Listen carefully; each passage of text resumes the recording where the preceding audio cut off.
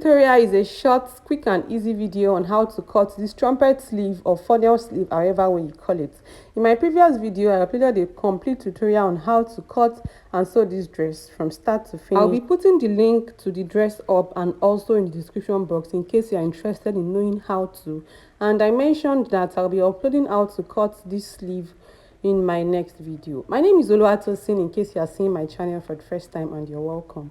So we are going to be folding our fabric on bias. Like you want to cut a 90-degree fillet, I proceeded to folding that. I folded for the two sleeves at the same time depending on your length. This is like 1.25 yards of fabric, so depending on how long you want the sleeve to be.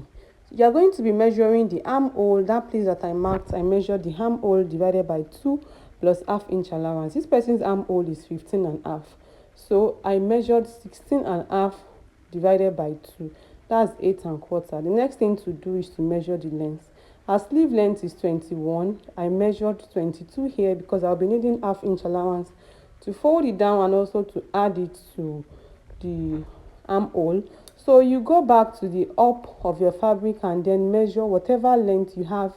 You measure it round. This is just to enable me cut a perfect hack or a perfect fillet. Then you just proceed to drawing an armhole curve, and then you measure the armhole curve that you've drawn to be sure that is enough to go around the armhole plus ½ inch allowance. Now it is time to shape. To shape this sleeve, you are going to measure the actual armhole. In our case is 15.5. I divided it by 2 and then I just stitch it down from up to down.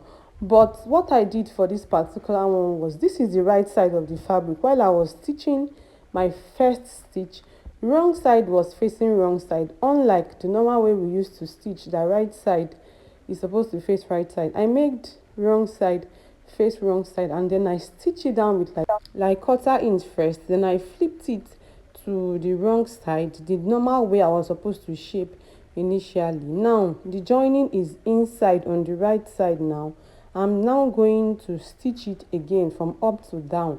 This is just a way of me concealing the stitch. Like if I stitch it this way now, I'll end up saying that the inside will be neat. Even when I don't weave it, they're not going to be seeing all the rough edges that I used to join it. Like the inside will come out as neat as possible. The inside will be like folded already.